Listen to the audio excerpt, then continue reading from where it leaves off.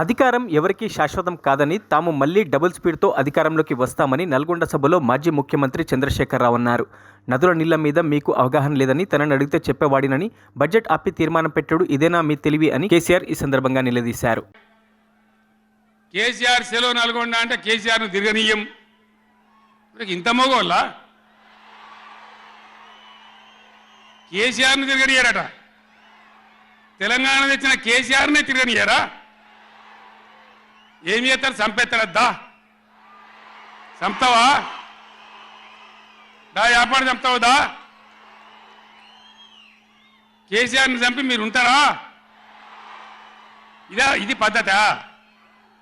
ప్రతిపక్ష పార్టీ తప్పకుండా ప్రజల సమస్యల మీద వస్తుంది, ప్రజల మధ్య అడుగుతుంది, వాదన చెప్తుంది. నీ దమ్ముంటే మేము చేసిన దానికన్నా ఇంకా మంచిగా చేసి చూపి,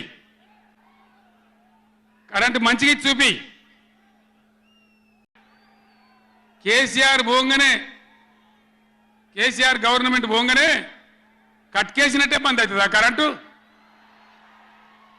నేను 9 ఏళ్ళు ఇచ్చిన కరెంటు ఏం రోగమైంది? ఏం దానికి ఏమైనా మాయరోగం వచ్చిందా? యాడికి బాయా కరెంట్? ఎటు బాయే? దద్దమ్మల రాజ్యం ఉంటే గట్లనే ఉంటుంది, చాతగాని చవటల రాజ్యం ఉంటే గట్లనే ఉంటుంది. వాళ్ళు ఉన్నంత మాత్రాన మనం నర్వస్ కావద్దు. ఎక్కడికక్కడ నిలదీయాలి. ఏమైందా బిడ్డ నా కరెంట్ అని అడగాలి. ఇవాళ మరిన్ని అప్డేట్స్ కోసం మా ఛానల్ని సబ్స్క్రైబ్ చేయండి.